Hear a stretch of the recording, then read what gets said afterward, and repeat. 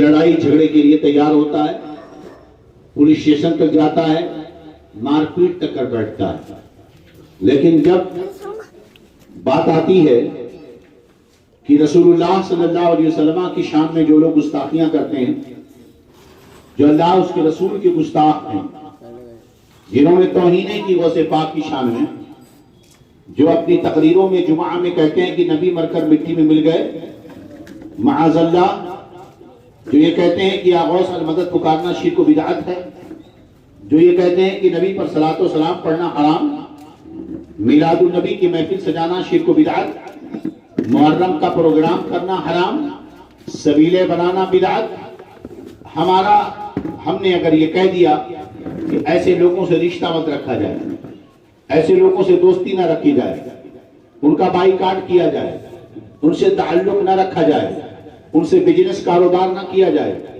وہی بندہ کہتا ہے اسی جگہ ہم رہتے ہیں، کیسے ان سے بات نہ کریں، ہم اسی سوسائٹی میں رہتے ہیں، کیسے ان سے رشتہ توڑ دیں، ہم مارکیٹ میں کام کرتے ہیں، کیسے اس سے کاروبار بند کر دیں، لیکن خود اپنی نجی زندگی میں ہم میں کا ہر بندہ ایک کام کرتا ہے۔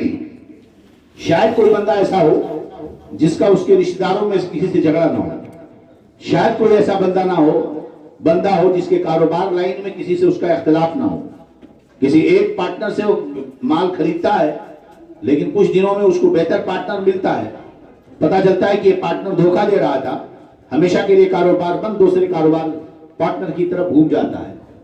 اسی طرح ہم اسی زندگی میں لائف گزارتے ہیں۔ ایک آدمی ایک کمپنی کا باس ہے، وہ جیسے ہی کروڑوں پتی ہے، مالدار آدمی ہے، جیسے اس کی کار اپنے گھر کے ڈور پر رکی، باہر واچ مین کرسی پر بیٹھا، گیٹ کے پاس بیٹھا ہوا، گاڑی آئی، واچ مین اگر کرسی پر بیٹھا رہا اور باس نیچے اترا، واچ مین نے اسے سلام نہ کیا، ریسپیکٹ نہیں دی، فوراً یہ اس پر بھڑکتا ہے، اور اگر پوچھا جائے جناب تم بھی ایک انسان ہو، وہ بھی ایک انسان ہے، تم مالک ہو، وہ تمہارے یہاں نوکر ہے، بس اتنا ہی تو فرق ہے، اگر وہ تمہارے لیے کرسی سے کھڑا نہیں ہوا تم ناراض کیوں ہو گئے؟ اس نے تمہیں ریسپیکٹ نہیں دی، تم نے اسے نوکری سے کیوں نکال دیا؟ جناب عالی ایک ڈاکٹر ہے، اپنے کمپاؤنڈر پہ غصہ ہوتا ہے، اپنے واچ مین پہ غصہ ہوتا ہے، پروفیسر ناراض ہوتا ہے، لائر ناراض ہوتا ہے، ایجوکیٹڈ ناراض ہوتا ہے، ہر آدمی روزانہ یہ کام کر رہا ہے، مگر جب بات آئے کہ جب اللہ اس کے رسول کی بات آئے تو ادب کے لیے کھڑے ہو جاؤ، کہتے ہیں کیا ضرورت ہے، یہ کون سی بات ہوئی، علماء کی عزت کی بات آئے تو یہ ناجائز ہے۔ آج آخر معاملہ کیا ہے؟ گویا کہ آپ بھی یہ مانتے ہو ہر آدمی برابر نہیں ہے، واچ مین ہے، باس ہے، مالک ہے، نوکر ہے۔ ہم نے خود اپنی زندگی میں یہ فرق بنا کر کے رکھا ہے، لیکن جب بات آتی ہے کہ مصطفیٰ جان رحمت کی شان بلند ہے، امام حسن حسین کی شان عظیم ہے، اصحاب رسول کے مقام بلند ہیں، اولیاء کی شان بلند ہے، تب یہاں پر اس کو نہ جانے کون سی کھجلی ہوتی ہے، اور پھر اس وقت یہ کہتا نہیں سب برابر ہیں۔ اپنی لائف میں سب برابر نہیں، مگر جب اولیوں کی بات آئے تو سب برابر ہیں۔ گویا کہ ہر انسان یہ مانتا ہے سب برابر نہیں ہے، اور قرآن بھی یہی کہہ رہا ہے۔ اللہ ارشاد فرماتا ہے یرفع اللہ الذین آمنوا منکم والذین اوتوا العلم درجات، تم میں سے سب کے سب اللہ کے بندے ہیں، ان میں جو ایمان والا بندہ ہے اللہ اپنے ایمان والے بندے کو کافر بندے سے بلندی عطا فرماتا ہے۔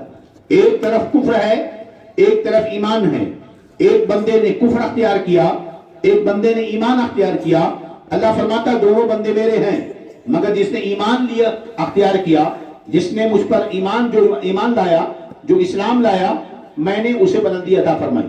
یرفع اللہ الذین آمنوا منکم، تم میں جو ایمان والے ہیں اللہ انہیں عزت دے رہا ہے، بلندی دے رہا ہے۔ والذین اوتوا العلم درجات، اب جو علم والے ایمان والے ہیں، ایمان والوں میں ایک عالم ہے، ایک فقیہ ہے، ایک متقی ہے، ایک پرہیزگار ہے، ایک حافظ قرآن ہے، ایک عالم دین ہے، ایک 5 وقت نمازی ہے، ایک تہجد گزار ہے، ایک قاری قرآن ہے، یہ ایک روزہ رکھنے والا ہے، ایک آدمی کبھی جھوٹ نہیں بولتا، ایک آدمی ہے جو شراب پی رہا ہے، جو جوا کھیل رہا ہے، نماز نہیں پڑھتا ہے، فاسق ہے، فاجر ہے، گانا گاتا ہے، ناچتا ہے، بیائی کی مجلسوں میں جاتا ہے، مسلمان سب کے سب ہیں، مگر کیا سب برابر؟ کیا ناچنے والا اور نمازی برابر؟ روزے دار نمازی برابر؟ گانے والا برابر؟ قرآن کی تلاوت کرنے والا اور ایک گانا گانے والا دونوں برابر؟ نہیں، ہرگز نہیں۔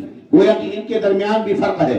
اللہ فرماتا ہے والذین اوتوا العلم درجات، جو علم والے ہیں اللہ انہیں درج و بلندی عطا فرماتے ہیں۔ جب یہ مان لیا آپ نے کہ انسان برابر نہیں ہے تو گویا کہ ان کی موت بھی برابر نہیں ہے۔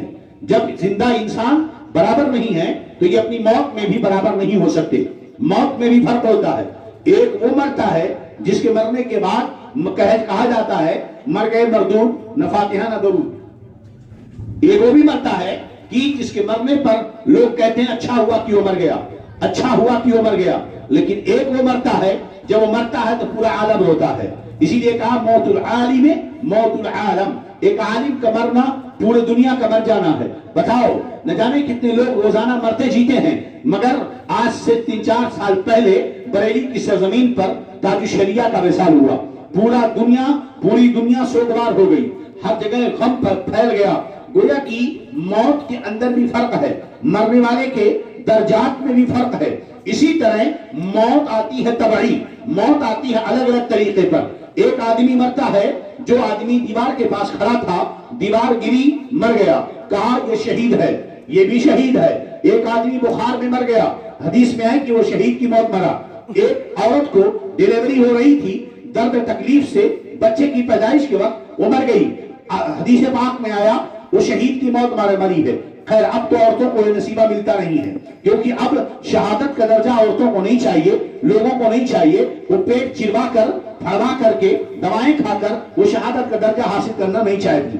ڈاکٹر بھی وہی چاہتے ہیں، میڈیا بھی وہی چاہتی ہے، حکومت بھی وہی چاہتی ہے، ہمارے لوگ بھی چاہتے ہیں، عورتیں بھی وہی چاہتی ہیں۔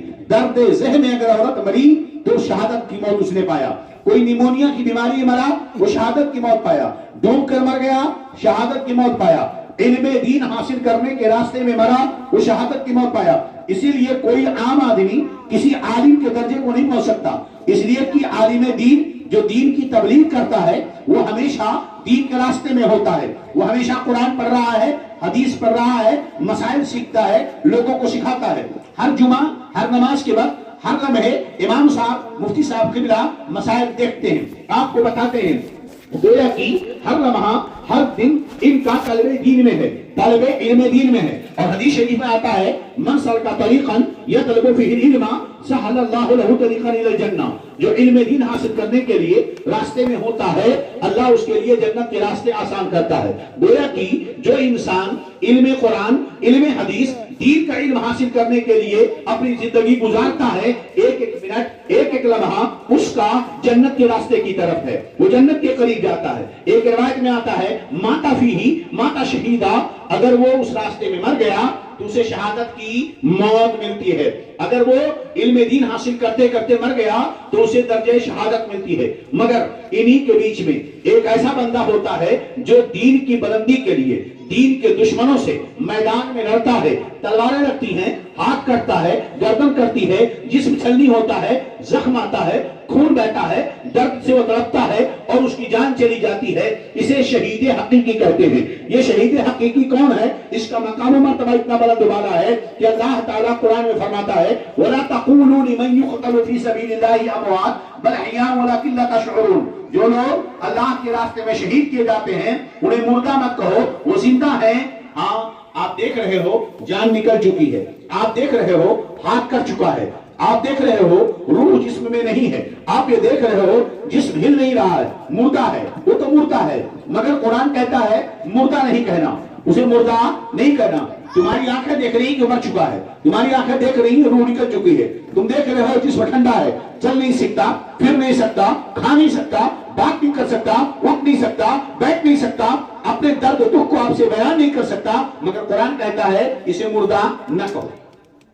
مگر فکر آیا، شعور آیا کہ بھائی مردہ نہ کہو، لیکن مر تو چکا ہے نا، قرآن کہتا نہیں یہ بھی تم نہیں سوچنا۔ وَلَا تَحْسَبَنَّ الَّذِينَ قُتِلُوا فِي سَبِيلِ اللَّهِ أَمْوَاتًا، جو لوگ اللہ کے راستے میں قتل کیے گئے، شہید کیے گئے، ना उन्हें मुर्दा कहो, ना उन्हें मुर्दा सोचो, ना उन्हें मुर्दा सोचो, ना अपने अंदर फीलिंग लाओ कि ये मर चुके हैं, ना अपने दिमाग में ये फिक्र लाओ कि ये मर चुके हैं। ना जबान से कहो, ना दिल में सोचो, ना जबान से कहो, ना दिमाग से सोचो, ना जबान से कहो, ना अपने अंदर फीलिंग लाओ कि ये मर चुका है। ना कहो और ना सोचो। दोनों सूरतों में कुरान ने मना कर दिया कि इन्हें आप मुर्दा नहीं कर सकते। फिर मुर्दा नहीं तो मर चुके, फिर क्या मतलब है? फरमाया वलाकिन ला तशउरून, ये जिंदा हैं, इनकी जिंदगी तुम समझ नहीं सकते हो, इनकी जिंदगी तुम समझ नहीं सकते। मैं आज का कोई आदमी क्या समझेगा जब ये आयत नाजिल हुई? नबी की बारगाह में रहने वाले सहाबा जो कुरान पढ़ते थे, अरबी उनकी जबान, कुरान अरबी, वो भी अरबी, उनकी जबान में कुरान उतरा, पाकीज़ा लोग, इल्म के पहाड़,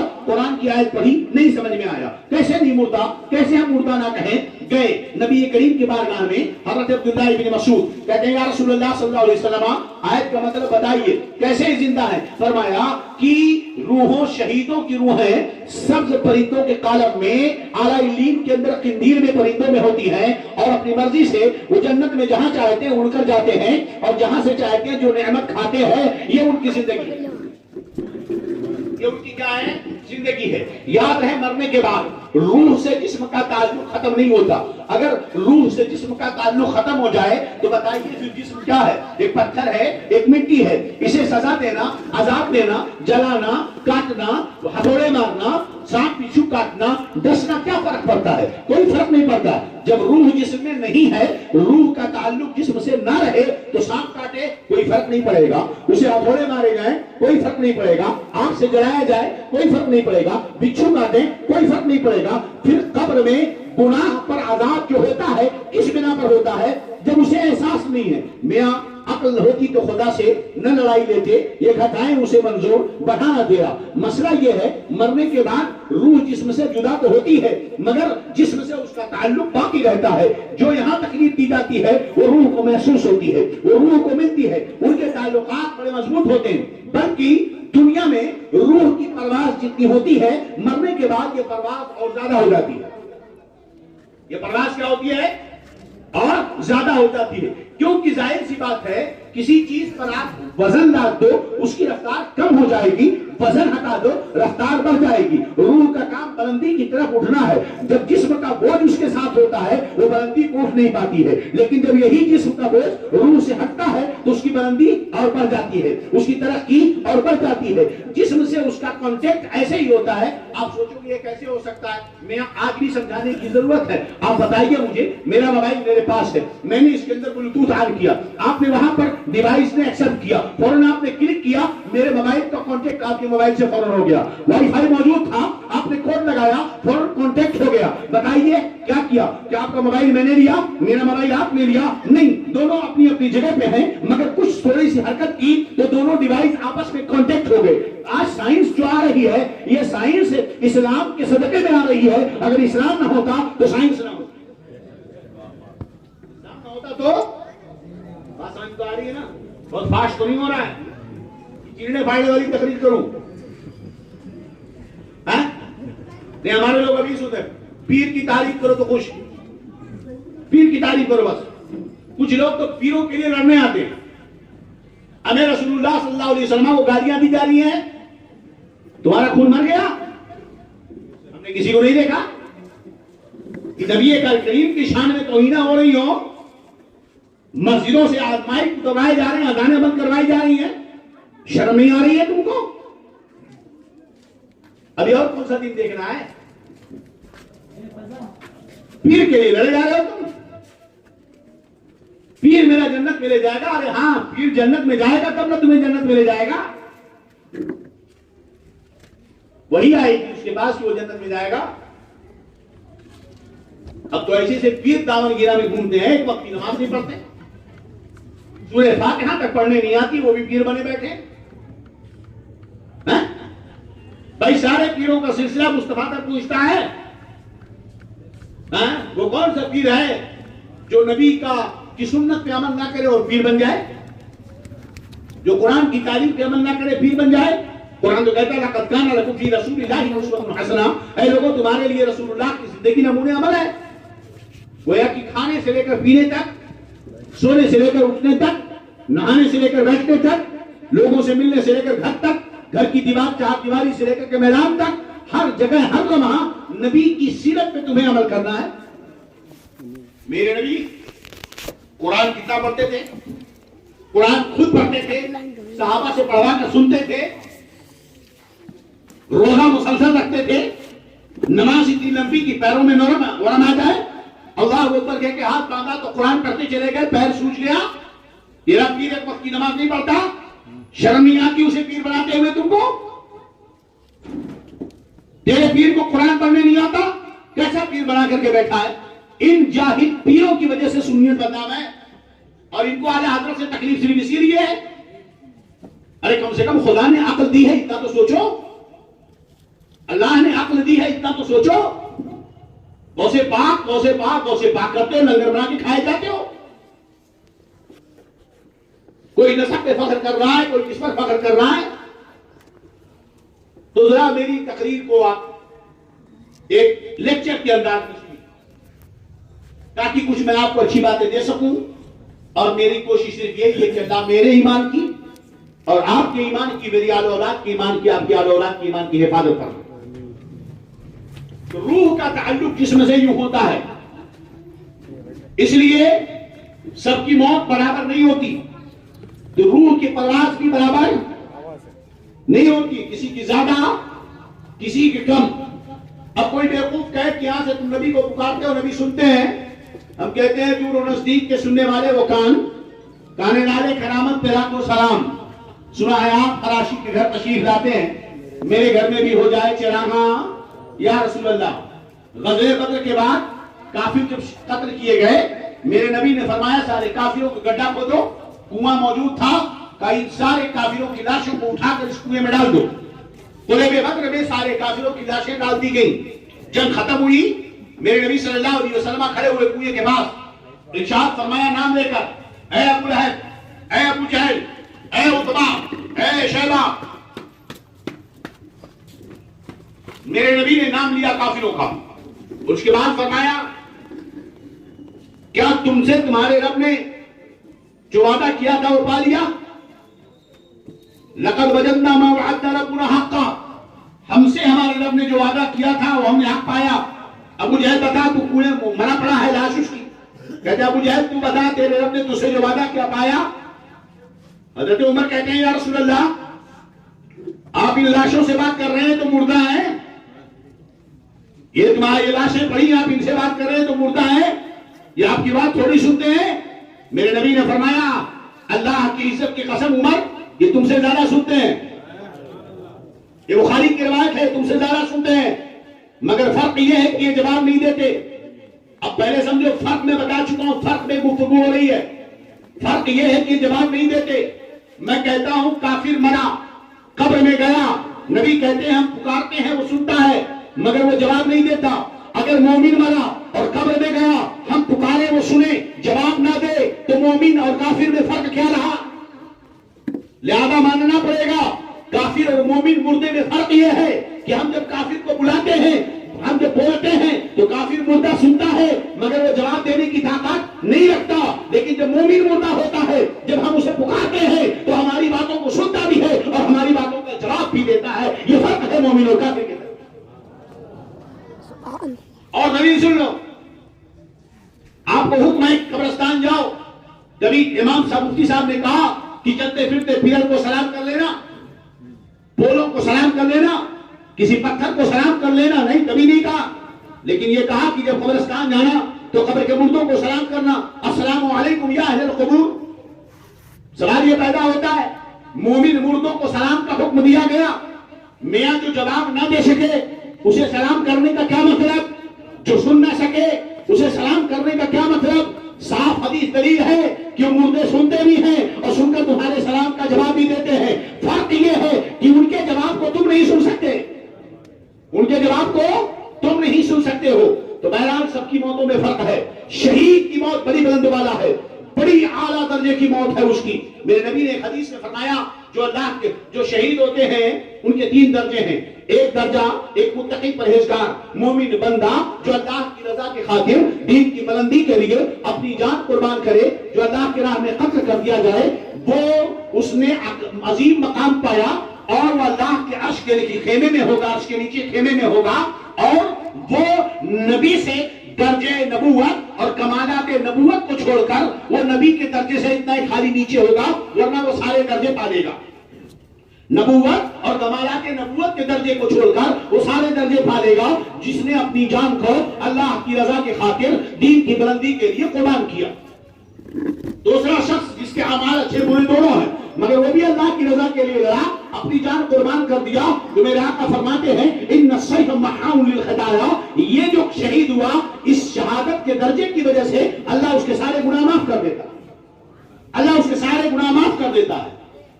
تیسرا مرنے والا وہ شخص جو منافق ہے، دل میں نفاق رکھا ہے اور وہ راہ خدا میں لڑ رہا ہے، شہید ہو گیا، بظاہر وہ شہید ہو گیا، میرے نبی فرماتے ہیں اسے کوئی درجہ نہیں پائے گا، اس لیے کہ ان السیف لا یمحو النفاق، اس لیے کہ تلوار نفاق کو نہیں مٹاتی ہے۔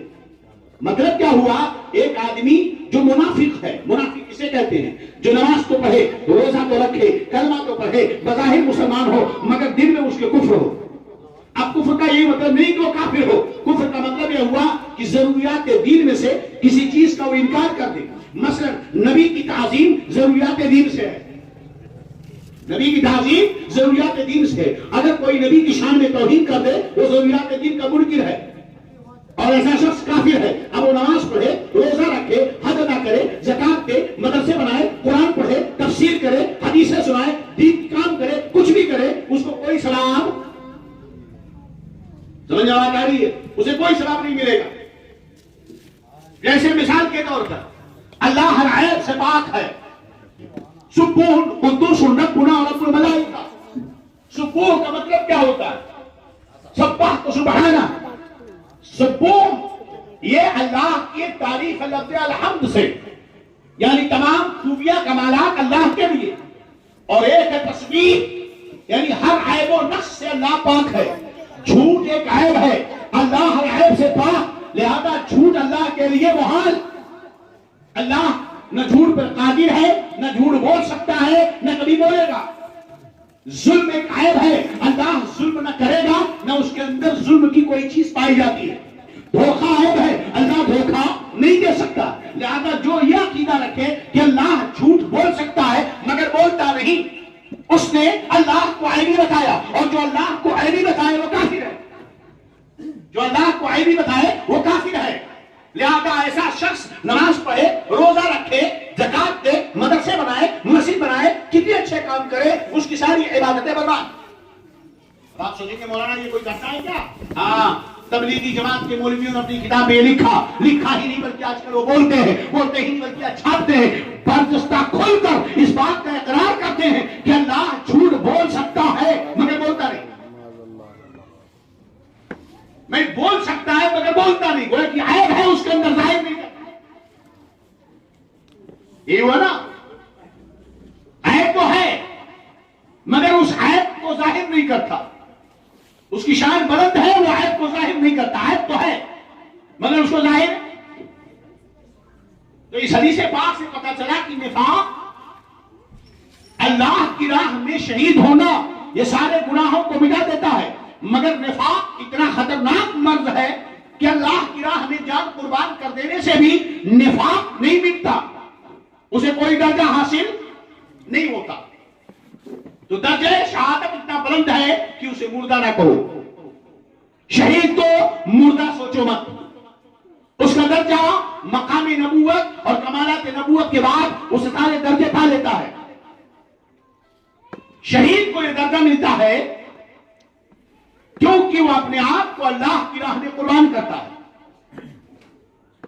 ہاتھ کا کٹ جانا، جسم کا کٹ جانا، اس میں درد و دکھ تکلیف ہوتی ہے، مگر جب بندہ اللہ کی راہ میں شہید ہوتا ہے تو اس کا مقام اتنا بلند ہوتا ہے کہ میرے نبی فرماتے ہیں الشہید لا یجد علم القتل کما یجد احد الا کما یجد احدکم علم القرصہ۔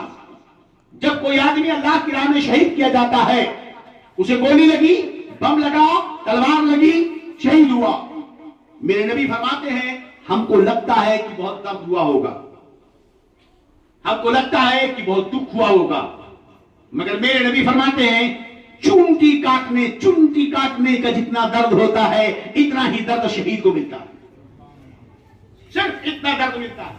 اور اس درد میں اتنی لذت، اس لذت کو یوں سمجھو ایک آدمی کا کوئی بہت بڑا محبوب ہے، بڑا پیارا، اگر کسی دوست نے کسی دوست کو چونٹی کاٹی درد تو ہوا مگر اسے اچھا لگا.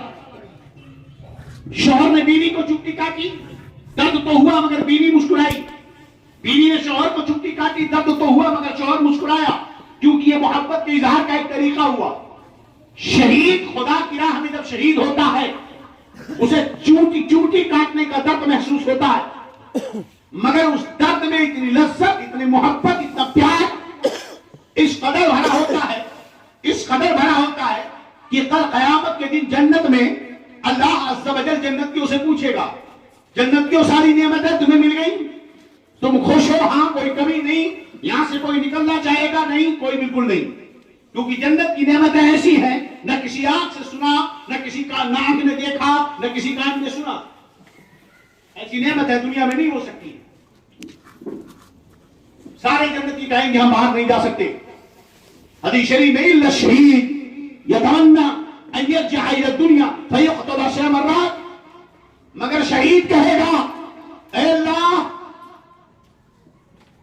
جنت میں مجھے وہ لذت نہ ملی جو تیرے راہ میں تلواروں کے سائے میں مجھے ملی تھی.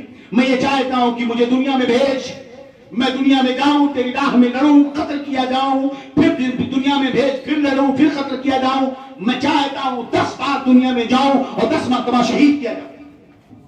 اس لیے کہ تلواروں کے سائے میں جو مجھے لذت ملتی ہے وہ تیری جنت میں نہیں ہے. میاں جنت میں وہ لذت کہاں سے ملے گی؟ وہ لذت کہاں سے ملے گی؟ اس لیے کہ شہید کا جب قطرہ خون کا زمین پر گرتا ہے وہ اپنا مقام جنت میں دیکھ لیتا ہے، اس وقت اسے جلوہ رب نظر آتا ہے.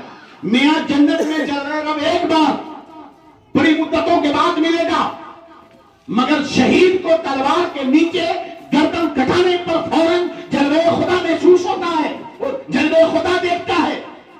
اور جس کے سامنے جلوہ خدا ہو پھر اسے کسی چیز کا احساس کیا ہوگا؟ تو درجہ شہادت یہ موت میں سب سے اعلیٰ درجہ ہے، جس کی وجہ سے بندہ اس مقام رفعت کو پہنچتا ہے کہ میرے نبی صلی اللہ علیہ وسلم نے شہید کو یہ مقام عطا فرمایا. اسی لیے صحابہ کرام ہمیشہ دعا کرتے تھے، میرے نبی خود دعا کرتے تھے کہ میں چاہتا ہوں کہ اللہ کی راہ میں قتل کیا جاؤں، پھر زندہ کیا جاؤں، پھر قتل کیا جاؤں، پھر زندہ کیا جاؤں، پھر قتل کیا جاؤں، پھر زندہ قتل کیا جاؤں. اعلیٰ حضرت امام احمد رضا محدث بریلوی رضی اللہ عنہ فرماتے ہیں کہ کروں تیرے نام پہ جا فدا، نیک جان دو جہاں فدا، جو جہاں سے بھی نہیں جی بھرا، کروں کیا کرو جہاں نہیں، حبیب خدا کا نظارہ کروں میں، تیرے نام پہ سب کو وعدہ کروں میں. اور ایک جان کیا ہے اگر ہو کروڑوں، تیرے نام پہ سب کو وعدہ کروں میں. تو شہادت کی فضیلت اتنی بلند و بالا ہے. میرے نبی صلی اللہ علیہ وسلم اس دنیا میں اللہ رب العزت نے بھیجا، آپ کو درجہ شہادت ملا کہ نہیں؟ میاں یہ مقام حبیب پر فائز ہے. ایک ہے مقام خلیل اور ایک ہے مقام حبیب. وہ خلیل تھا جو ذوالحجہ میں آپ نے سنا، بیٹا 7 سال کا ہے، 13 سال کا اختلاف روایت، حکم ہوا کہ اللہ کی راہ میں اسے قربان کر دو. حضرت ابراہیم اپنے بیٹے کو لے کر گئے، تلواروں کے سائے میں آنکھوں پٹی باندھی، الٹا لٹا دیا، چھری گردن پہ رکھی. اللہ نے فرمایا اِنَّ ابراہیم قد صدقت الرؤیا، اے ابراہیم تو نے خواب سچ کر دکھایا. میں نبی مغرب کے بعد ایک نے اس بات کو ذکر کیا کہ ابراہیم نے خواب کہاں پورا کیا؟ وہ تلوار کو چھری چلانے جا رہے تھے، رب نے کہا خواب پورا ہو گیا. میاں وہ خلیل تھا جس کا امتحان تھا. امتحان میں پوری کتاب کا کوشچن نہیں آتا، چند جگہوں سے کچھ مارک لگا کے سوالات آ جاتے ہیں تاکہ ٹیسٹ لے لیا جائے کہ اسٹوڈنٹس نے کتاب کی تیاری کی کہ نہیں، اسٹڈی کیا کہ نہیں، اسے نالج ملا کہ نہیں. اے خلیل تیرا ٹیسٹ ہو رہا ہے، تیرا امتحان ہو رہا ہے کہ تجھے جو حلیم اور بچہ عطا کیا گیا کیا تو اسے اللہ کی راہ میں قربان کرے گا؟ کیونکہ خلیل تو وہ ہوتا ہے جو محبوب کے نام پر سب کچھ قربان کرنے کے لیے تیار ہو. خلیل نے قربانی پیش کی، قربانی دی نہیں، مگر رب تیری قربانی. مقام جتنا بلند آزمائش اتنی سخت. مقام جتنا بلند ٹیسٹ اتنا ہی سخت. جتنا ہائی جتنی ہی اونچا ایگزام اتنا ہی ٹف پیپر. نیٹ کے پیپر میں کتنے لوگوں نے ایگزام دیا؟ کتنا ٹف ایگزام تھا؟ کتنے کوچنگ سینٹر ہوئے؟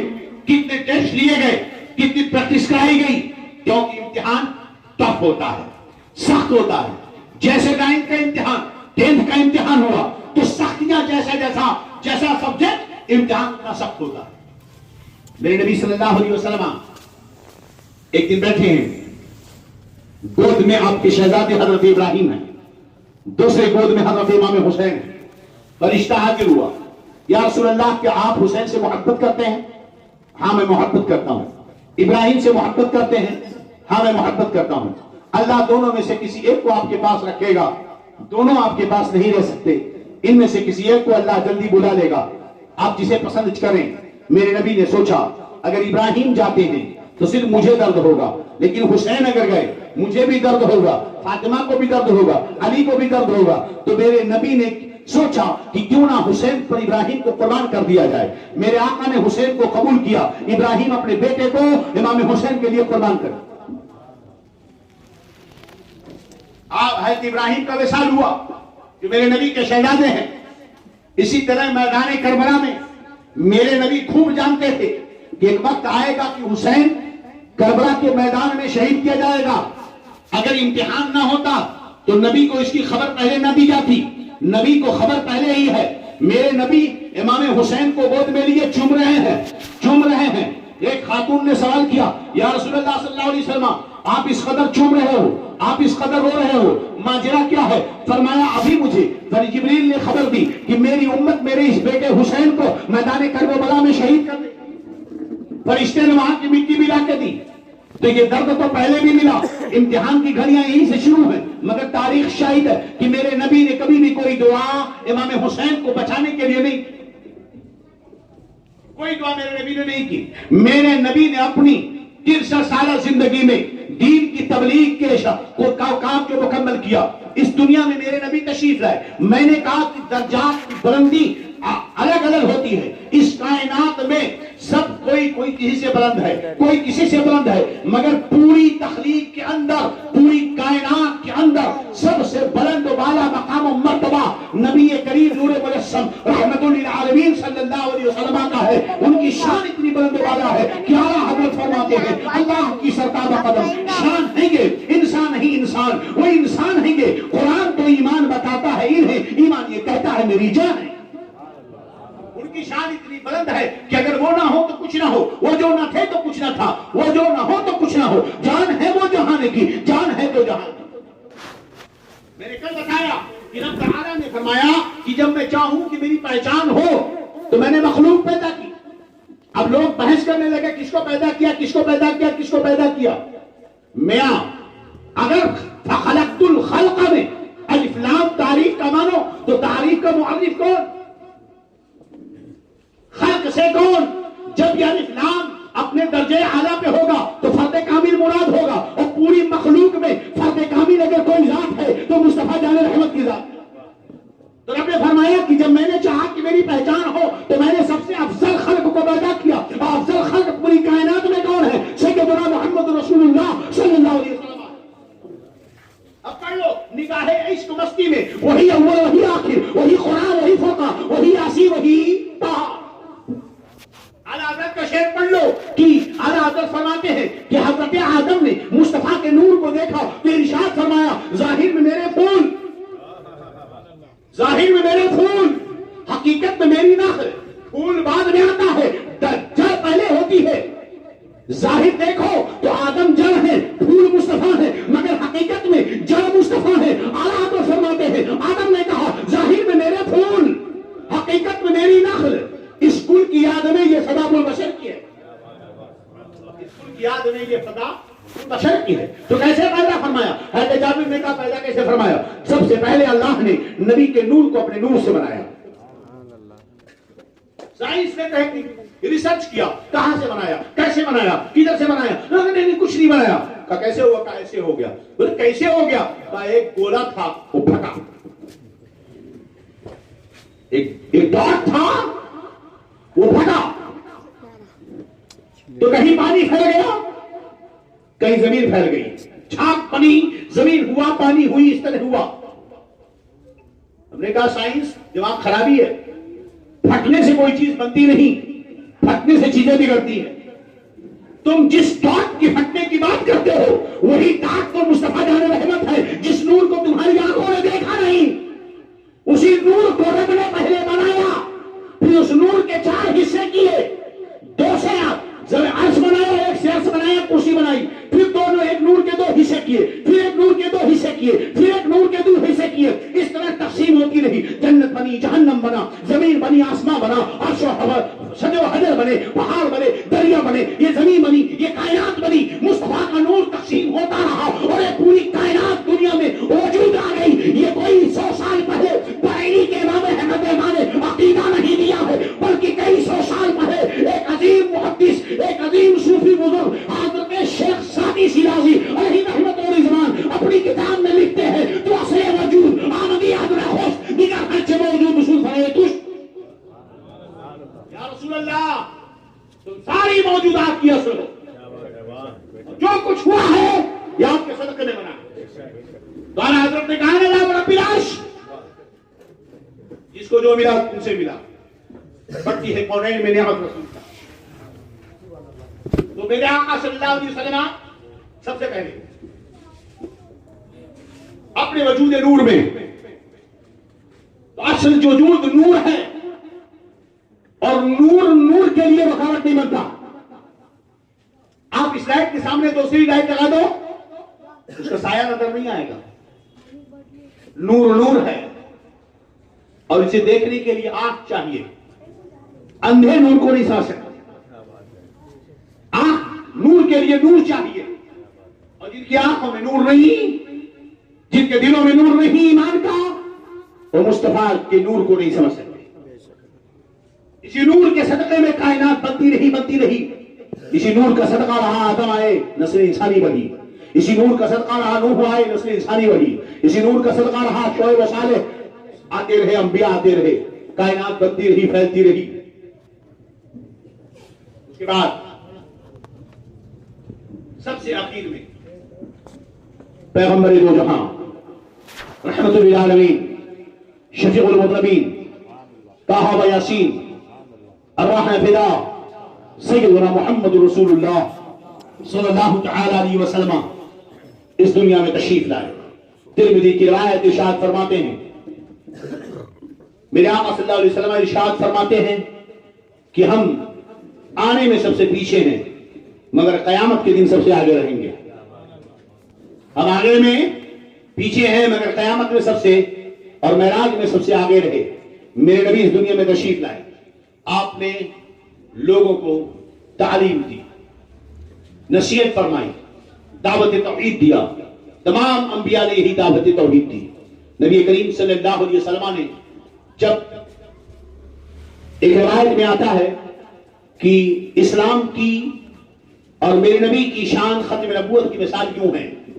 کہ جیسے ایک آدمی ایک محل بنا رہا ہو اور اس پر اینٹ لگاتا جائے اینٹ لگاتا جائے اینٹ لگاتا جائے اینٹ لگاتا جائے پورا مکان تیار ہو گیا بخاری شریف ہے پورا مکان تیار ہو گیا میرے آقا فرماتے ہیں اس کی چکر لگاتا رہا مگر اخیر میں ایک اینٹ کی جگہ خالی ہے پھر آخری اینٹ اٹھا کر کے وہاں رکھ دی میرے آقا فرماتے ہیں قصر نبوت کی میں وہ آخری اینٹ ہوں رکھ دیا گیا محل تیار ہو جبریل حاضر ہوئے ارشاد فرمایا الیوم اکملت لکم دینکم واکملت علیکم نعمتی ورضیت لکم الاسلام دینا اے محبوب آج کے دن ہم نے تمہارے لیے تمہارے دین کو مکمل کر دیا تم پر اپنی نعمتیں مکمل کر دی اور تمہارے لیے دین اسلام سے راضی ہو گیا میرے نبی صلی اللہ علیہ وسلم نے اپنی زندگی میں اپنی حیات طیبہ میں مہد سے لے کر لحد تک زندگی کا کوئی گوشہ ایسا باقی نہیں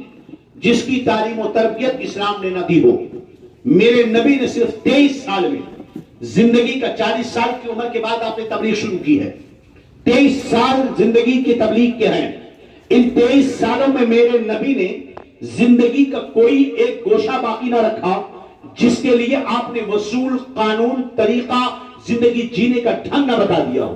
میاں میرے نبی نے دانتوں میں کھلار کرنے کا بھی ڈھنگ بتایا، بالوں میں کنگھی کرنے کا ڈھنگ بتایا، ناخن کاٹنے کا ڈھنگ بتایا، شوہر بیوی کے معاملات کے ڈھنگ بتائے، غسل کرنے کا طریقہ بتایا، بال کاٹنے کا طریقہ بتایا، نماز کے فرائض و واجبات بتائے، توحید کا درس دیا، شرک و کفر بتایا، صغیرہ کبیرہ گناہوں کا فرق بتایا، ماں باپ کا مقام بتایا، اولاد کی تعلیم و تربیت کا ڈھنگ بتایا، تہذیب، تمدن اور سلطنت کے معاملات، حکام، عمرات، طلاق، نکاح، زندگی کے سارے مسائل، بیع و شراء، مارکیٹنگ، ساری چیزوں کے کوئی گوشہ ایسا باقی نہیں جو میرے نبی نے 23 سال کے اندر پورا مکمل طور پر بیان کر کے نہ رکھ دیا.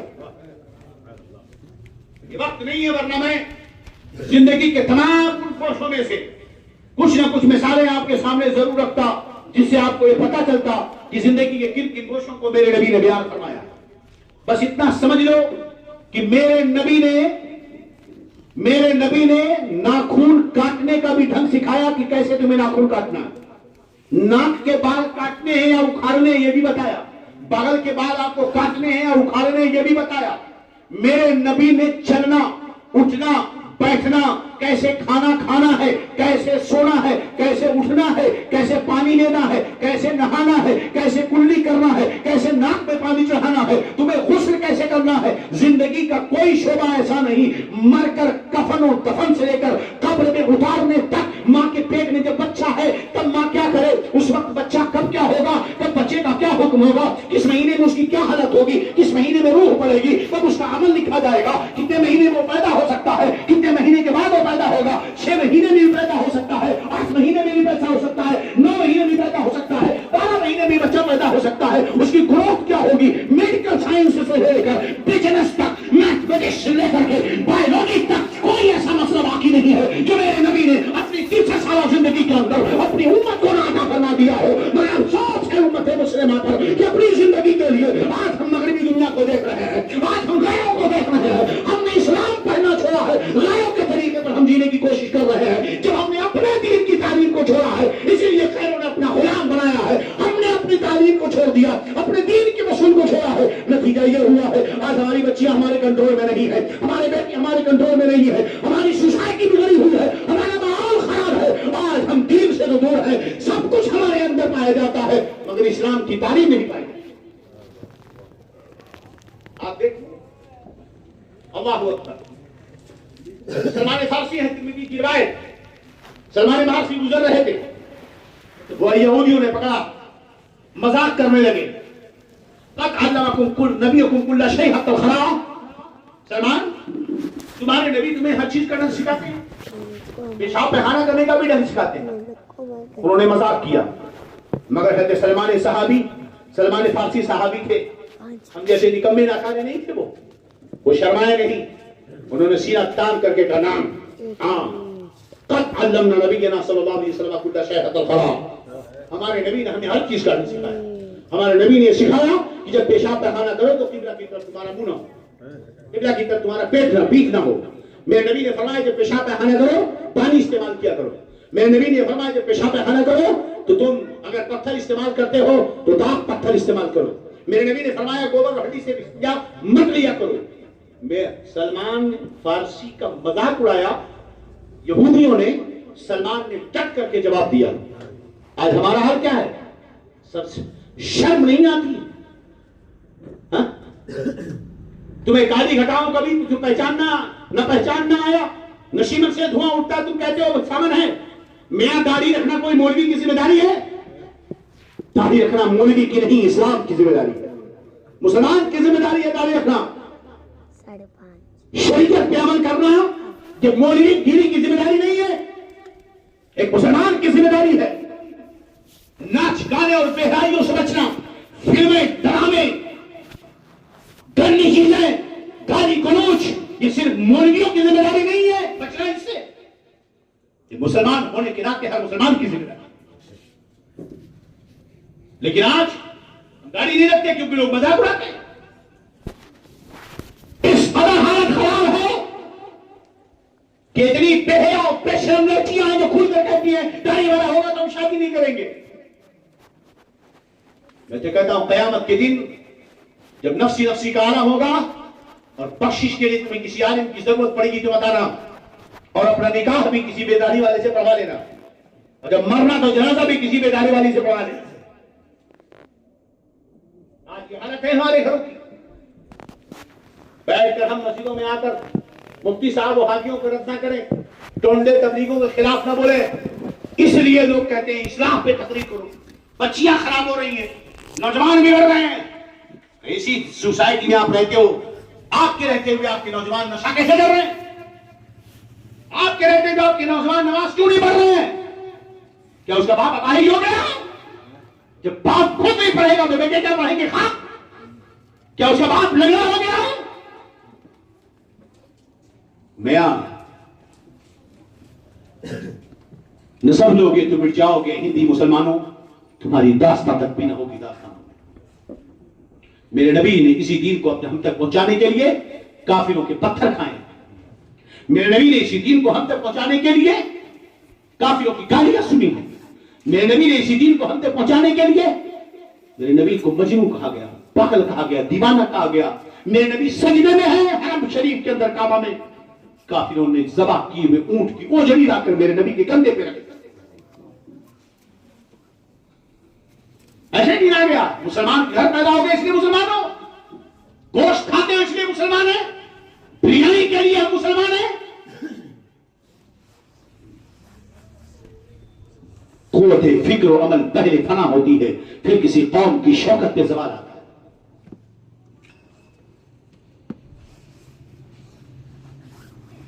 جس گھر میں کبھی ٹی وی نہیں بند ہوگی اس گھر میں اذان کی برکتیں آئیں گی، جس گھر میں فلم اور سنیمے دیکھے جائیں گے اس گھر میں رحمتیں اتریں گی۔ ان کی قسمت ہی ہے کہ وہ باباؤں کو 50-50 ہزار روپے دے، جاہل پیروں کو پکڑ کے لاؤ، تعویذ کروانے والوں سے موٹے موٹے گنڈے بنواؤ، عالم آئے تو اسے کھانا نہیں کھلاتے، مگر تعویذ کرنے والا کوئی مولوی آ جائے تو 50 لوگ اس کے پیچھے گھومتے ہیں۔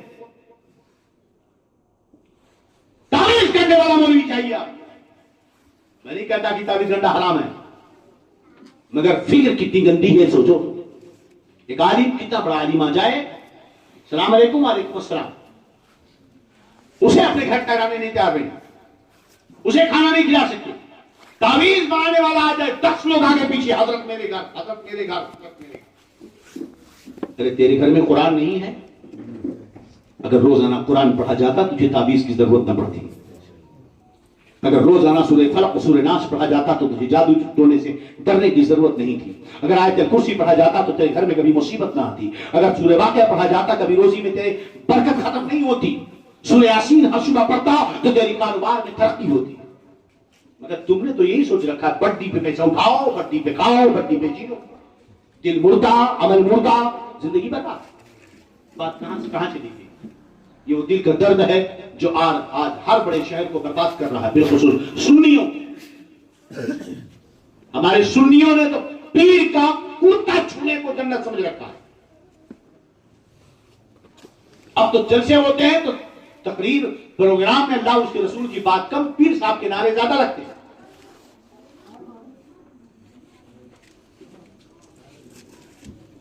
درشی پڑھے پھر والے گفتگو کروں، اللہم صلی علی سیدنا و نبینا مولانا محمد جب القلوب ودوائے ہوا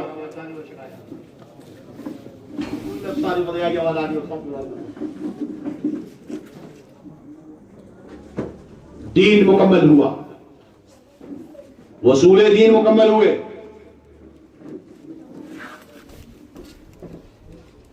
ظاہر سی بات ہے میرے نبی جہاں سے آئے تھے وہاں جانے کا وقت ہوا۔ میں نے ایک نقطہ بیان کیا،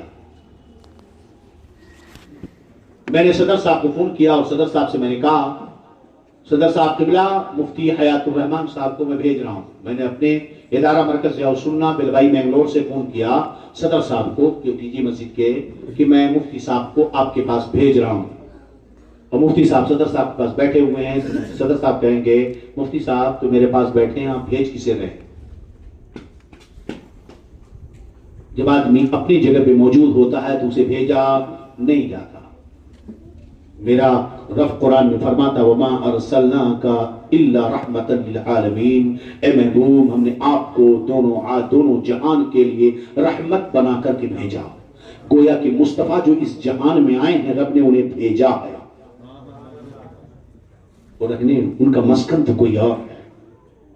آج تک تم پریشان ہو کہ نبی معراج کو گئے کہ نہیں گئے، عرش پر گئے کہ نہیں گئے۔ میں نے کہا یہ تو حیرانی کی بات نہیں ہے، میں جہاں ان کو جانا تھا وہ تو وہی جگہ ہے ان کی، حیران اس پہ ہونا چاہیے یہاں آئے کیسے، یہاں آئے کیسے۔ تو جس طرح وائرس کے پھیلنے پر اینٹی وائرس کی ضرورت ہوتی ہے، تقریب فہم کے لیے سمجھانے کے لیے مثال دے رہا ہوں، وائرس پھیلا تو اینٹی وائرس کی ضرورت ہے۔ اس دنیا کے اندر اللہ کے بندے جو گناہ کرتے ہیں یہ وائرس ہے، اور یہ وائرس جب پھیلے گا تو بیمار تندرست کو بھی بیمار کر دے گا۔ محبوب رحمت للعالمین بن کر کے آئے تاکہ بدعمالیوں کی نحوست سے ایمان والے محفوظ ہو جائے، پاکیزہ دل محفوظ ہو جائے۔ نبی وہاں سے آئے، سب مکمل ہو گیا، اب جانا ہے 25 سفر کو علالت شروع۔ میرے آقا صلی اللہ علیہ وسلم حدیث شریف میں آتا ہے، لوگ کہتے ہیں کسے کیا پتا کون کہاں مرے گا، کب مرے گا، کیسے مرے گا، یہ تو غیب کی خبر ہے۔ قرآن کہتا لا تدری نفس بأي أرض تموت وما لا تكسب غدا۔ قرآن پاک کی آیتیں ہیں، ایک ہی آیت ہے دونوں، میں نے دو جگہ سے ٹکڑا کر کے پڑھا۔ لا تدری نفس بأي أرض تموت، کوئی نہیں جانتا کہ کہاں مرے گا۔ وما لا تكسب غدا، کل کون کیا کرے گا یہ کسی کو نہیں معلوم، تو میرے نبی کو بھی نہیں معلوم۔ جب انہیں اپنی موت کی کا پتہ نہیں، اپنے انجام کا پتہ نہیں، تو پھر تمہاری کیا مدد کریں گے؟ معاذ اللہ، استغفر اللہ۔ میاں حدیث شریف اٹھاؤ، حضرت عائشہ فرماتی کہ میں نے دیکھا کہ رسول اللہ صلی اللہ علیہ وسلم حضرت فاطمہ سے بات کر رہے ہیں، میری نظر پڑی تو سیدہ مسکرانے لگی، رونے لگی۔ میں نے دیکھا پھر تھوڑی دیر کے بعد سیدہ مسکرانے لگی، آقا نے کچھ کہا، سیدہ رونے لگی، پھر آقا نے کچھ کہا، سیدہ مسکرانے لگی۔ فرماتی کہ جب سورہ اذا جاء رسول اللہ والفتح نازل ہوئی، آقا نے سیدہ کو بلایا اور ارشاد فرمایا اے فاطمہ نعیت الی نفسی، مجھے میرے دنیا سے جانے کی خبر دے دی گئی ہے۔ فاطمہ رونے لگی۔ پھر میرے نبی نے فرمایا لا تبکی انک اول اہلی لاحق بی، فاطمہ رو مت، میری خاندان میرے اہل و عیال میں سب سے پہلے تو میرے پاس آنے والی ہے۔ فاطمہ مسکرانے لگی۔ میرے نبی اپنا بھی پتہ دے رہے ہیں، فاطمہ کا بھی پتہ دے رہے ہیں۔ یہ ٹوٹے کہتے ہیں ان کو پتہ ہی نہیں۔ فاطمہ مسکرانے لگی۔ دارمی کی روایت ہے کہ میرے نبی صلی اللہ علیہ وسلم، ابو سعید خدری اس کے راوی ہیں، کہ ایک دن نبی کریم صلی اللہ علیہ وسلم کے سر میں درد تھا، باہر تشریف لائے، منبر پر تشریف لے گئے، اور منبر پر تشریف لے جانے کے بعد آپ نے خطبہ دیا، اس کے بعد ارشاد فرمایا انی لانظر الی الحوض من مقامی ھذا، میں یہاں اپنے منبر پر کھڑے ہو کر حوض کوثر کو دیکھ رہا ہوں، حوض کوثر کو دیکھ رہا ہوں۔ پھر میرے آقا نے فرمایا اللہ کا ایک بندہ ہے جسے اللہ تعالیٰ نے دنیا اور آخرت کے درمیان اختیار عطا فرمایا ہے، وہ چاہے تو دنیا میں رہے، چاہے تو دنیا سے آخرت کو چلا جائے۔ اللہ کے اس بندے نے آخرت کو پسند کیا ہے۔ اتنا سننا تھا، حضرت ابو بکر رونے لگے، فرمایا فدا کا بھی امی یا رسول اللہ، آپ پر میرے ماں باپ قربان ہو یا رسول اللہ۔ حضرت ابو سعید خدری فرماتے ہیں لوگ کہنے لگے اس میں رونے کی کیا بات ہے؟ میرے نبی ایک بندے کا حال بتا رہے ہیں جس کو اللہ نے دنیا اور آخرت کے درمیان اختیار دیا، چاہے تو دنیا میں رہے چاہے آخرت کو پسند کرے، اس میں رونے کی کیا بات ہے؟ ابو سعید فرماتے ہیں کہ بعد میں پتا چلا کہ وہ بندہ کوئی اور نہیں تھا، خود رسول اللہ صلی اللہ علیہ وسلم تھے، مگر نبی کے راز کی اس بات کو ابو بکر کے سوا کوئی نہ سمجھا۔ اللہ حضرت فرماتے ہیں اصدق الصادقین سید المتقین چشم پوش وزارت پیرا کو چلا۔ تو نبی کا سب سے بڑا رازدار کون؟ ابو بکر صدیق۔ آج تو میں نے سوچا تھا کسی کے ابو بکر صدیق کی زندگی پر بھی گفتگو کروں گا، مگر ابتدا میں بھی کچھ تاخیر ہوئی، معذرت کے ساتھ کل تاخیر نہیں، انشاءاللہ ٹھیک ہے۔ اب تو 4 منٹ میں کچھ باتیں پوری کروں۔ میرے نبی صلی اللہ علیہ وسلم فرماتے ہیں انی لانظر الی الحوض بمقام هذا. اس حدیث پہ غور کرو. اس حدیث سے کیا پتا چلا کہ نبی کریم صلی اللہ علیہ وسلم کو اللہ نے اختیار دیا تھا کہ آپ چاہو دنیا میں رہو چاہے آخرت کو پسند کرو. دوسری روایت اسی معنی میں کہ ایک دن جبریل امین مصطفیٰ جان رحمت کی دربار میں حاضر ہوئے. ارشاد فرمایا رسول اللہ میرے ساتھ یہ موت کا فرشتہ آیا ہے. اس کے اندر میں ایسے 100 فرشتے ہیں, 1,00,000 فرشتے ہیں, جس میں سے ہر فرشتہ 1,00,000 فرشتوں کا مالک ہے, کمانڈر ہے, حاکم ہے. یہ آپ سے ملاقات چاہتا ہے. میرے نبی نے کہا آنے دو. موت کا فرشتہ حاضر ہوا, سلام عرض کیا. جبریل امین نے کہا یا رسول اللہ صلی اللہ علیہ وسلم یہ آپ سے اجازت چاہتے, بات کرنا چاہتے. موت کے فرشتے نے بات کیا رسول اللہ صلی اللہ علیہ وسلم رب نے مجھے آپ کے پاس بھیجا ہے. آج سے پہلے میں نے کسی سے نہ پوچھا اور نہ آپ کے بعد کسی سے پوچھوں گا. اللہ تعالیٰ نے مجھے بھیجا ہے کہ جاؤ میرے محبوب سے پوچھو کہ وہ دنیا میں رہنا پسند کرتے ہیں یا اپنے رب کے پاس آنا چاہتے ہیں.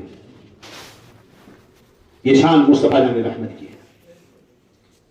میرے نبی حدیث شریف میں آتا ہے میرے نبی جبریل کو دیکھنے لگے. یا رسول اللہ آپ جیسا کہیں گے ویسا, اگر آپ کہیں گے تو میں آپ کی روح قبض کروں گا ورنہ چھوڑ دوں گا. میرے نبی نے جبریل کو دیکھا.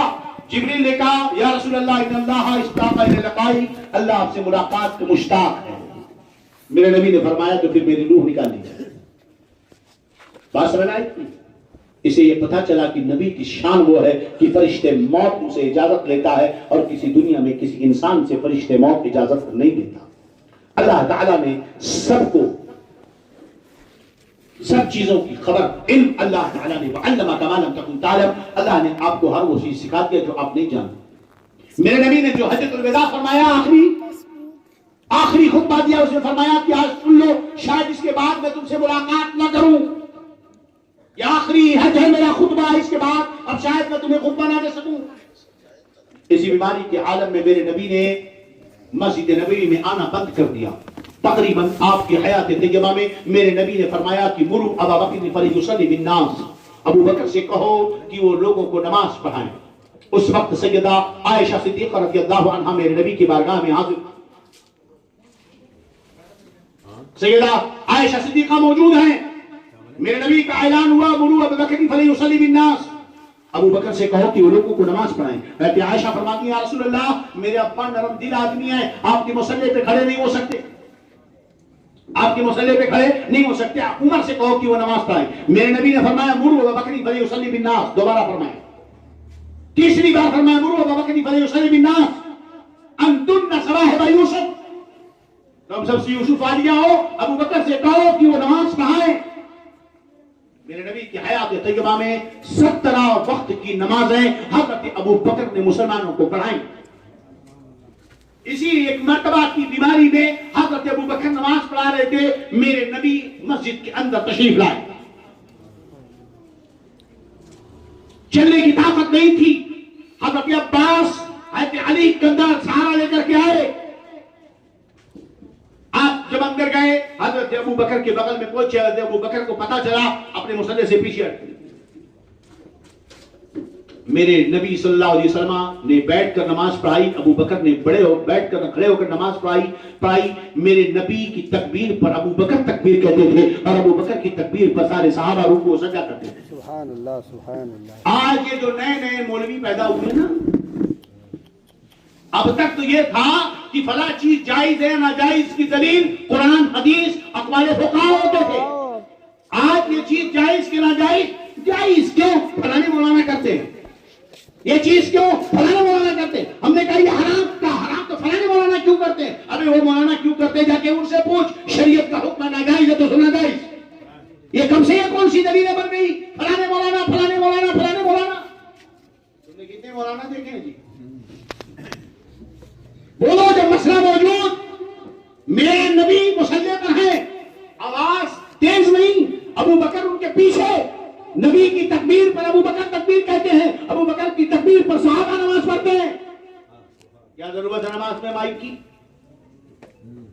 امام صاحب کی آواز پر مؤذن صاحب پیچھے کھڑے ہو, مؤذن صاحب کے پیچھے اور صاحب کھڑے ہو جائیں, اوپر اور صاحب کھڑے ہو جائیں. جب یہ سنت موجود ہے, یاد رکھو ہر وہ نیا کام جس سے نبی کی سنت مل جائے حرام ہے. جب تم نے مائک لگایا تو نبی کی یہ سنت مل گئی. نبی کی سنت کیا تھی؟ نبی مصلی پر، اور پیچھے ابو بکر ہیں، ان کی تکبیر پر دوسرے لوگ. اب آپ نے مائک لگا دیا تو مکبر کی ضرورت کہاں رہی؟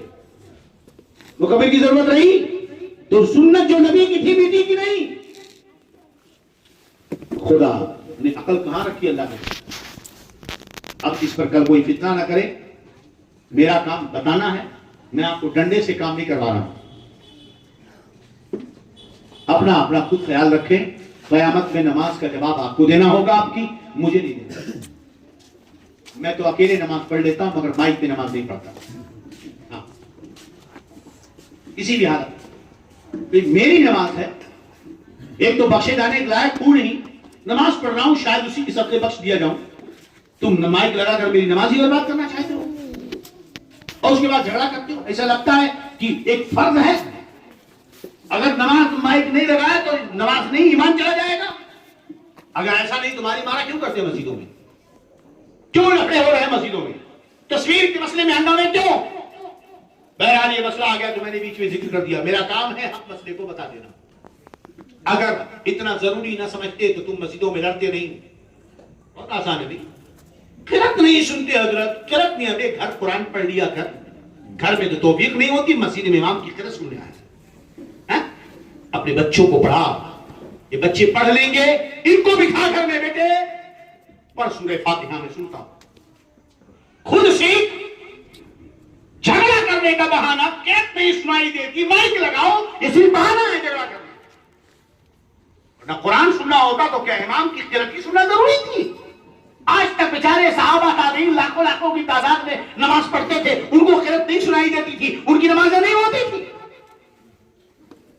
20-20 لاکھ اسلامی لشکر کے مجاہدین میدان جنگ میں نماز پڑھتے تھے.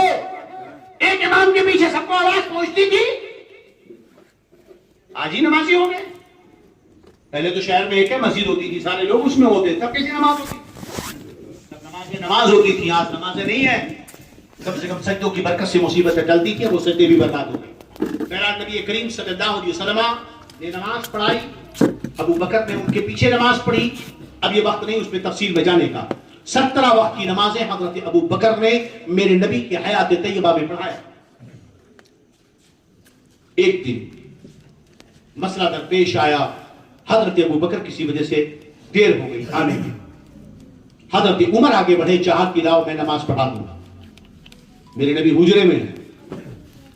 پڑھ کون رہا؟ ابو بکر، عمر. توجہ چاہتا ہوں. مسجد میں نماز ہو رہی ہے، نبی کو بیماری لاحق ہے، کمرے میں ہے. ابو بکر سے آنے میں دیر ہوئی.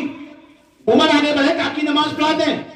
میرے نبی نے کمرے سے بلند آواز سے فرمایا، لا لا لا، نہیں نہیں نہیں، یا اللہ والمسلمین الا ابا بکر فلیصلی الناس ابا بکر. اللہ اور مسلمان ابو بکر کے علاوہ کسی کو پسند نہیں کرتے کہ وہ لوگوں کو نماز پڑھائیں. ابو بکر ہی لوگوں کو نماز پڑھائیں. یہ ایک اشارہ تھا کہ میرے بعد میرے مصلی پر، میری کرسی پر، میرے تخت پر ابو بکر سے آگے کوئی بڑھنے کی ہمت نہ کرے. یہ اللہ کو بھی پسند نہیں ہے، مسلمانوں کو بھی پسند نہیں ہے. تاریخ میں دیکھا کہ میرے نبی جب اس دنیا سے گئے تو آج شیعہ، رافضی، فرضی، مولائی، بدتمیز، بھنگی، جنگی کتنا بھی اچھل لے، مگر اس وقت سوالات صحابہ نے پسند کیا تھا کسی کو نبی کے تخت پر، مسند پر، تو ابو بکر کو پسند. آج تم چیختے رہو کتنا بھی، یہ حقیقت مٹائی نہیں جا سکتی ہے. آج تم کتنا ننگے ناچ ناچ لو، یہ حقیقت مٹ نہیں سکتی. میرے نبی نے کہا، یا اللہ والمسلمون الا ان یکون ابا بکر فلیصلی الناس ابا بکر. اللہ اس کے رسول پسند نہیں کرتے ابو بکر کے علاوہ کی کوئی مصلی پہ کھڑا ہو. ابو بکر کا انتظار کرو. ابو بکر آئیں گے، وہ نماز پڑھائیں گے. ابو بکر آیا اور انہوں نے نماز پڑھائی. میرے نبی کہ اب اس دنیا سے جانے کا وقت. ام المؤمنین سیدہ عائشہ صدیقہ رضی اللہ عنہا فرماتی ہیں، میرے نبی کا سر میرے گود میں ہے. حضرت عائشہ کے سینے اور حلق کے بیچ میں یوں گود میں سرکار کا سر لے کر کے ہیں. کہتے میرے بھائی ابو بکر گھر میں داخل ہوئے، ان کے منہ میں مسواک تھی. میرے نبی نے مسواک کو دیکھا، یوں دیکھا حضرت عائشہ فرماتی ہے مجھے لگا کہ نبی چاہتے ہیں کہ مسواک مجھے دی جائے. میرے نبی سے حضرت عائشہ نے پوچھا کیا مسواک آپ جو چاہیے؟ میرے آقا نے سر کے اشارے سے کہا ہاں. کہا مانگ کے دے دوں؟ میرے آقا نے کہا ہاں. مسواک مانگی گئی. اس کے بعد حضرت عائشہ فرماتی ہیں کہ مسواک کو نبی کے منہ میں جب ڈالا گیا تو سخت تھی، نبی چبا نہیں پا رہے تھے. تو میں نے کہا یا رسول اللہ میں چبا کے دے دوں؟ میرے آقا نے کہا ہاں. حضرت عائشہ فرماتی ہے کہ میں نے مسواک لی اور منہ میں چبا کر نبی کریم کے منہ میں نے ڈال دیا. حضرت عائشہ فرماتی ہیں دنیا میں مجھ سے زیادہ خوش نصیب کوئی عورت نہیں ہے کہ میرے منہ کا لعاب مصطفیٰ کے لعاب سے ملا تھا. سبحان اللہ سبحان اللہ. عائشہ کا مقام کوئی حاصل نہیں کر سکتا. وہ طیبہ طاہرہ ہیں جن کی پاکیزگی پر قرآن میں آیتیں اتری. اتنی آیتیں کسی کی، اتنی فضیلتیں اور آیتیں کسی کی طہارت پہ اتری نہیں جتنا سید عائشہ کی طہارت پہ قرآن میں آیتیں اتری. کون ہے سید عائشہ؟ میرے نبی فرماتے ہیں خذوا نصف دینکم من هذه الحمیرہ، میری اس گوری گوری پیاری پیاری بیوی سے آدھا دین سیکھو. کیا سمجھ رکھا ہے؟ عورتوں کو آپ B A B com graduate سب کچھ بنا ڈالو گے. ارے وہ محدثہ بن سکتی ہیں، وہ فقیہ بن سکتی ہیں، عالمہ فاضلہ بن سکتی ہیں، حافظہ قاریہ بن سکتی ہیں. آپ گریجویشن کے پیچھے پڑے ہوئے ہو. اس دور پرفتن میں اگر اپنے بچوں کے اپنی نسلوں کا ایمان بچانا ہے تو اپنی بچیوں کو دیندار بنانا ہے. میرے نبی صلی اللہ علیہ وسلم اس دار فانی سے تشریف لے گئے حیات جاویدانی کی طرف. میرے نبی کا وصال ہوا. مدینہ میں ہنگامہ، صحابہ کے ہوش اڑ گئے. کوئی جہاں بیٹھا ہے بیٹھا رہ گیا، اسے یاد ہی نہیں، اٹھ ہی نہیں رہا. کوئی کھڑا ہے تو کھڑا ہے، اسے چلنے یاد نہیں. حضرت فاروق رضی اللہ عنہ اس قدر غم میں نڈھال کی مسجد میں تلوار لے کر چل رہے ہیں، سمجھ میں نہیں آ رہا کیا کریں. حضرت ابو بکر کو خبر پہنچی، آپ روئے اور بھاگے بھاگے آئے سیدہ عائشہ کے حجرے میں. اور اس کے بعد نبی کریم کو دیکھا، آنکھوں سے آنسو جاری ہوئی، پیشانی کو بوسہ دیا، مسجد میں تشریف. ادھر حضرت عمر کا حال یہ ہے، روایت میں آتا ہے کہ ننگی تلوار لے کر مدینہ کی گلیوں میں اعلان کر رہے تھے من قال محمد قد مات، اگر کسی نے کہا کہ محمد مر گئے تو اس کی گردن مار دوں گا. جو کہے گا کہ محمد مر گئے وہ اس کی گردن مار دوں گا. یہ کون کہہ رہا تھا؟ حضرت عمر کہہ رہے تھے. میری باتیں بڑی لمبی ہوں گی. اور بیٹا ہم مدرسے میں رہتے ہیں، اٹھاتے ہیں ڈنڈا تو دماغ سے ہی ہو جاتا ہے. ایسے شریف بچوں کو ہمارے یہاں بھیجیے، وہاں حفظ و قرأت اور عالمیت کی کورس ہیں، ڈنڈے سے سب برابر کریں گے، دماغ سے ہی ہو جائے گا. بچوں کا دین تعلیم حاصل کرنے کے لیے ان کا جو شیطان بغیر ڈنڈے کے نہیں مانتا، اسی لیے گورنمنٹ پابندی لگاتی ہے. ہر ماں باپ بڑے پیار سے آتے ہیں کیوں مارے حضرت، کیوں مارے حضرت. اسکول میں کفر بکتا ہے تو چلتا ہے. میں اگر میں بولوں گا نا تو یا تو دوبارہ مجھ سے آپ تقریر نہیں کرواؤ گے یا پھر 2-4 دن بے ہوش رہو گے.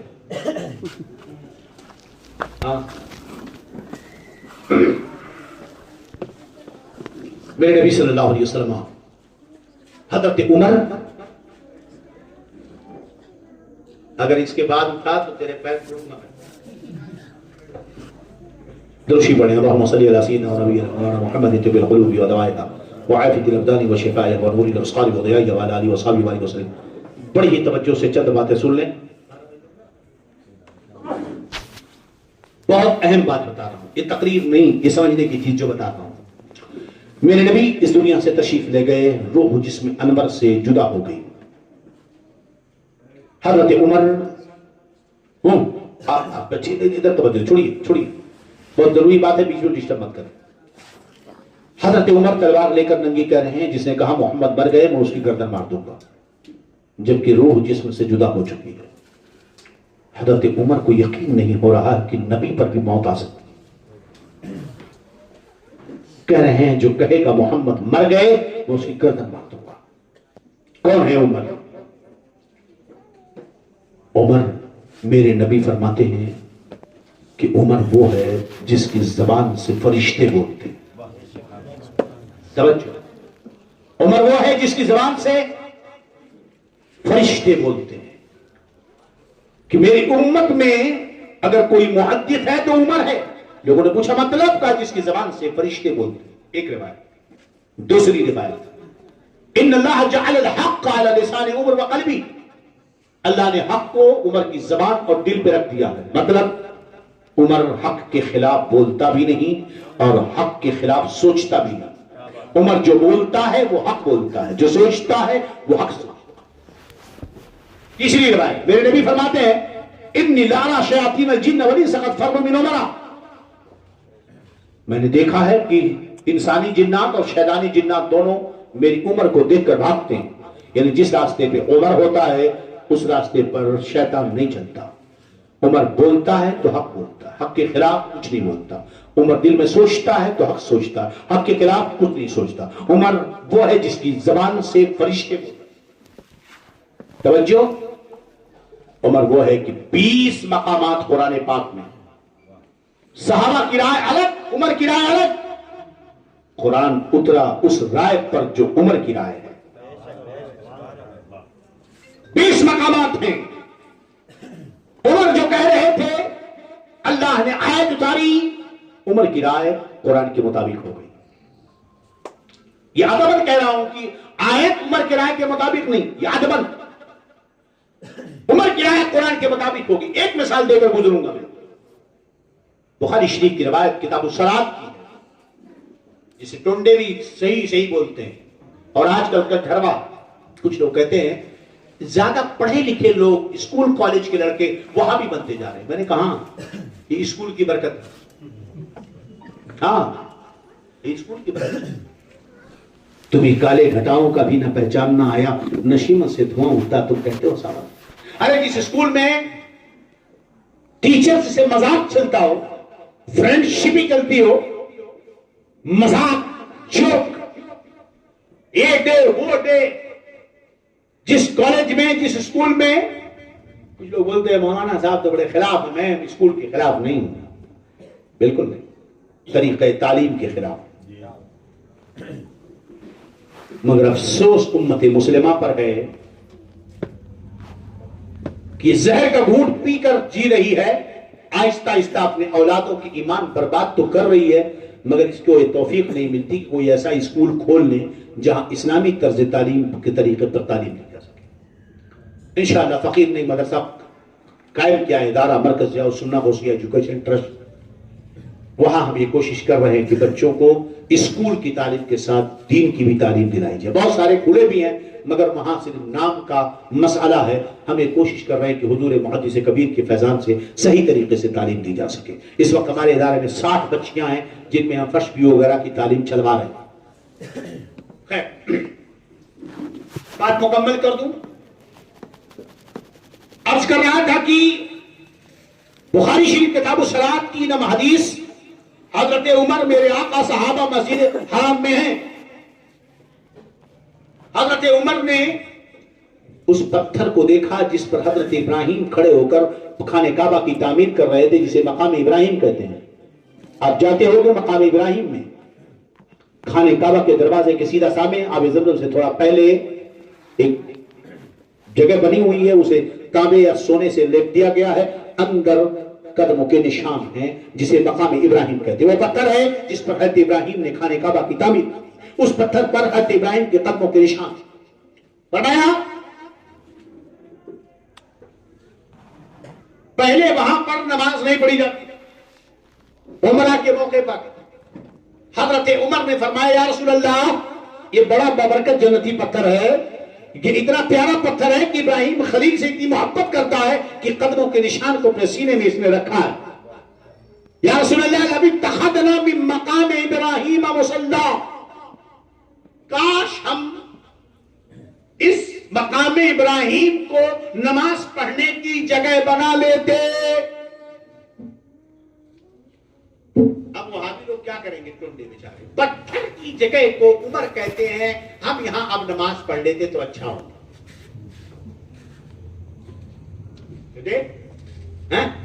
اب وہ لوگ نہ خوش ہوں جو پتھر پوجتے ہیں. بڑا فرق ہے دونوں میں. ہاں، ہمارے نبی کی 11 شادیوں کے مذاق اڑانے والوں ہمیں خوب معلوم ہے کہ 1000 داشتائیں اور معشوقائیں. ہمارے نبی کبھی عورتوں کا کپڑا لے کر نہیں بھاگے. ہاں اس لیے ہمارے نبی کے کیریکٹر پر آواز انگلی اٹھانے سے پہلے اپنے گھر میں جھانکا. ہم اسی لیے اپنی قوم سے کہتے ہیں اسلام کے قریب آؤ.